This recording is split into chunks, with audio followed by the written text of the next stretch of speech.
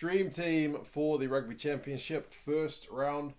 I've gone ahead and picked 15 players that I thought played pretty well at the weekend, and I'll go through some of their kind of key moments, key stats. As always, you guys can let me know some of the guys who missed out. It was interesting pick in that some positions, again, filled with guys that I could have chosen. Others, maybe a little bit of a stretch, but I'll go through the guys. As always, it's kind of like a fantasy team in that I've not strictly picked guys per their jersey number, but more by their general position. So, I'll go through the guys, and you guys can let me know your thoughts. Start with the front rowers. For props, I have started with Tendai and Tawira, the Beast, because he was pretty good form, I thought. The Aussie scrum was under a fair bit of pressure, so his primary job of being a good scrummager seemed to be kind of in the bag. His work rate was pretty good around the park, 7 metres from 5 runs, so it's not a whole lot of meterage, but as the Beast generally does, he gets more than a metre per run, which is always a good effort. Made 7 from 7 tackles and generally gave Sekope Kepu a pretty hard time. So, pretty happy with the Beast's form there. Other prop I have gone with from the Pumas, I've gone with Juan Figalo. Scrummaging. That's pretty much all I can say. Around the park, his numbers are pretty ordinary, but he did give Ofa Tuangafasi quite a tough job. If I went the other way around and picked a guy who had really good all-round the park stuff, Tuangafasi would be your man because he had loads of tackles and whatnot. But I've kind of taken the attitude of primary job is scrumming, so I've gone with the prop who kind of got the upper hand there. Hooker, I've gone with another Puma. I've gone with Augustine Crevi from the Pumas. All the hookers were pretty similar this week. Some of the line-out throwing was a bit astray. There were a few line-out steals from both sides, so probably the opposing locks got the better of the hookers on their throws at some point, or at least their opposite locks. Still, Crevi had 7 runs, so he's always there looking for the ball. 10 metres, again, more than a metre per run for a front rower. He only had to make 2 tackles, but he made both of them. He had 3 passes and 2 offloads. The line out for the Pumas was at 88%, which is pretty respectable. I think they had 2 go astray. I can't remember if they were for him or for Montoya, but either way, Crevi was doing what Crevi does best. Locks, I have gone with a Wallaby. So there are some Wallabies in this squad. I've gone with Rory Arnold. He is one of my preferred Aussie players. He's a pretty big gentleman. He does good work at line-out time, and that is reflected in his numbers. 3 runs, 4 metres is not setting the world on fire stuff, but again, it's more than a run a metre. A lot of locks don't manage to burst through that. Not everyone's kind of Akias Neyman. 2 passes, 6 from 6 tackles, but key points, 4 line-out wins, 2 line-out steals, which is kind of key point for him, and his maul defense is always there. He is such a large guy. He is able to get in the middle of that opposing maul and literally just reach over and grab the ball carrier. So that's kind of what he's there for. Was really disappointing with that Tupou yellow card because Arnold had done some really good work in disrupting the Springbok maul right before that yellow card. Speaking of Springboks, I've gone with another one here in Diaka. Apparently I've been saying his first name incorrectly. It's not Lude. Someone tell me the correct way to say that. But Diaka from the Springboks, I was a little bit concerned about him going into the game because he hadn't had game time for such a long time. I think he'd played a little bit of Curry Cup, but he hadn't been seen in Super Rugby for more than half the season. But kind of like Etzebeth did the year before, he came back and hit the ground running. 5 runs, 12 metres is definitely a good return. Beat a defender, had 2 passes, managed the try out of that try, which didn't look like it had any rights to be a try, but he managed to get the ball down. 13 out of 14 tackles is a huge effort, and also 6 line-out wins. So the guy was everywhere. Very good guy to have back for the Springboks. They are certainly blessed with their locking depth. Loose forwards, another Springbok here. I've gone with Peter Steph Dutoit.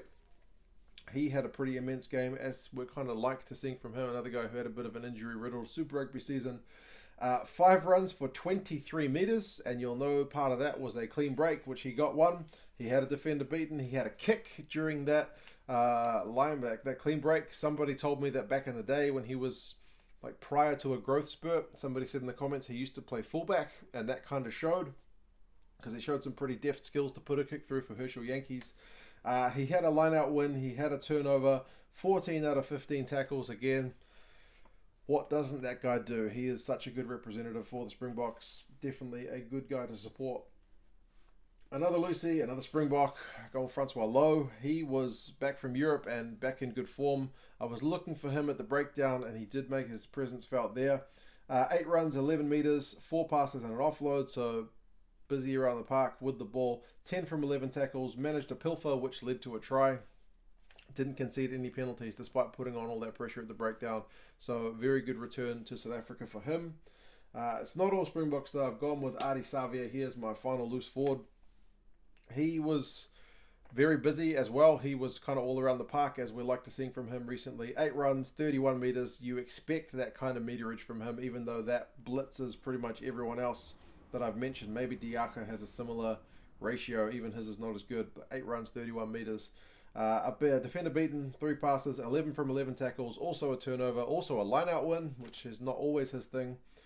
0 penalties conceded. So are we going to see more of him at number 8? Potentially, yes. Scrum-Half. He was the first name on my team sheet. I think there's a lot of South Africans excited about what this guy did, and rightly so. Herschel Yankees, dream debut, man. What a performance, or debut, depending on how you want to pronounce that word. I think mostly it's debut in New Zealand. 6 runs for 41 metres. That sniping run down the blind side was a thing of beauty. He had a clean break, which was that sniping run when nobody was home. He managed 2 tries, again on debut, 50 passes, 4 kicks, and defensively 8 from 8 tackles. So will we see him as the backup to Faf de Klerk? We'll wait and see, but he certainly put his best foot forward in that effort. I was surprised he got a start, and boy did he deserve it. So also very astute picking from Rassie Erasmus. Number 10, there was a few guys that could have got this one, but I've gone with Burton Barrett. He had not like a 4-try game like we've seen from him before, but still very good numbers. Controlled the game pretty well. 9 runs for 69 metres is kind of what you expect from him. He's more than all the other number 10s this week by a mile. 4 defenders beaten, 4 clean breaks. He is a guy who can run the ball, so again, you kind of expect that. It doesn't seem all that outstanding, but it is compared to a lot of 10s. 21 passes, an offload, 13 kicks is actually quite a few. 2 penalties, 2 conversions, 5 from 5 tackles, and even managed a turnover amongst all that. So pretty good shift from Bodie. So the Mo'unga conversation kind of dies down a bit, but we'll see when Richie finally gets his time to start at 10. Midfielders, another All Blacks guy. I've gone with Nani Laumape from the All Blacks. Needed a big game. Put in a pretty big effort. Not for the 80. I think there were kind of times when he was a bit anonymous, but for the most part, 7 runs, 60 metres, 3 defenders beaten. We're used to seeing that from him. 2 clean breaks, 10 passes and an offload. He did concede 3 turnovers, which I guess is the one black mark on his effort, but he managed the try, and defensively a pretty good effort. 13 out of 13 tackles. Often that's a problem with him, as you see. His defenders beaten are huge. He makes a bunch of meters, but then his tackle count, he makes like 2 tackles in a whole game. 13 out of 13 tackles. So I can't really fault the guy for that here. Next, I've gone with another Wallaby in Samu Karevi. His one also has a black mark that I'll talk about for over the 80. 18 runs for 70 meters is one of the top meter getters for this week. 6 defenders beaten. Again, one of the best guys this week, if not the best. I actually haven't checked to see who had the most defenders beaten. He would probably be number 1.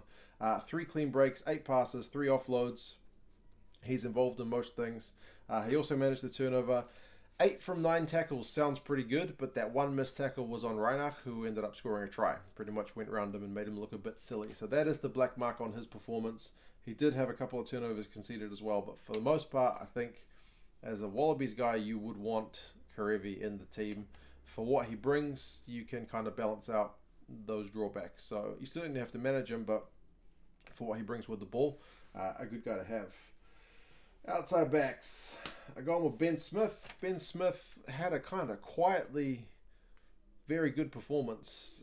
It wasn't all that flashy. He didn't score tries, no try assists, but 11 runs for 78 meters, and that is the number 1 guy. I did check. He's the number 1 run meter getter for this week in the Rugby Championship. 7 defenders beaten. What was that I was saying about Karevi probably being number 1? No, it's Ben Smith. 7 with Ben Smith, a clean break, 2 passes, 2 offloads, 1 from 1 tackle. Again, because it's Ben Smith, you don't really think too much about it. You just kind of expect that from him, and he doesn't disappoint. He's a coach's dream because he is just so dependable, and you know what you're going to get from him. Next, outside backs, I've gone with Emiliano Boffelli. His numbers aren't that flash, but I think when you look at his contribution to what they did on the scoreboard, you can't really ignore him. 7 runs for 27 meters is a fair bit lower than most of those other guys I mentioned, at least the backs. A defender beaten a clean break, 2 from 2 tackles, but it was his work in the air to beat, I think it was Ben Smith, to beat Ben Smith in the air. Pretty sure it was. It might have been Rory Barrett given the game he had, but I'm going to say Ben Smith in the air to get the only try for the Pumas in that game. He didn't look like he had any rights to that ball, but he still managed to salvage it. He's very good in the air, one of the premier fullbacks in the world, and kicked a very long-range penalty. So he had 8 of the Pumas' points, and the Pumas didn't get all that many points. So definitely a key guy to have. Very excited to see him going into a World Cup. And lastly, I've gone with Sibu Nkosi. Kind of another guy whose numbers don't add up all that flash. Like, there were certainly guys who had more run meters, like 6 runs, 39 meters. That's okay. Beat a defender, had a clean break, a pass and an offload, but there's so many ones. It's the ones that are the key. He had the 1 pass, an offload, 1 try, and 1 try assist. So key man in that performance, going down the wing, setting up Herschel Yankees, getting a try of his own. 8 from 10 tackles, I guess, is a pretty good rate for an outside back for the most part. I mean, you look at the other guys, Boffelli only had to make 2, Ben Smith only had to make 1. So the fact that Nkosi had to attempt 10 and still manage 80% for an outside back where it's often a difficult tackling situation, can't really fault him too much there. So yeah, that's the 15. As I said, there are definitely guys who I could have mentioned, not mentioned. A few guys whose names I just wrote down off the top of my head. Petty was there again for the Pumas, line out steals and whatnot. Retallick with that intercept pass, ran like 60 meters and got a try.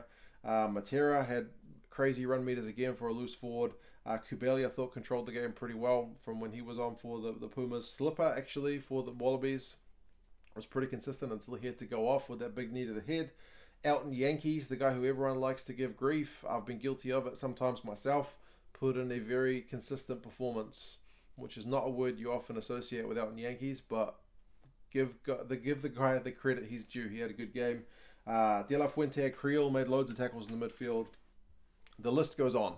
But either way, that's my 15 as the ones I've picked. As I said, you guys let me know other guys you might have had in the team, the reasoning for it. And yeah, I'll talk to you guys again soon. See you later.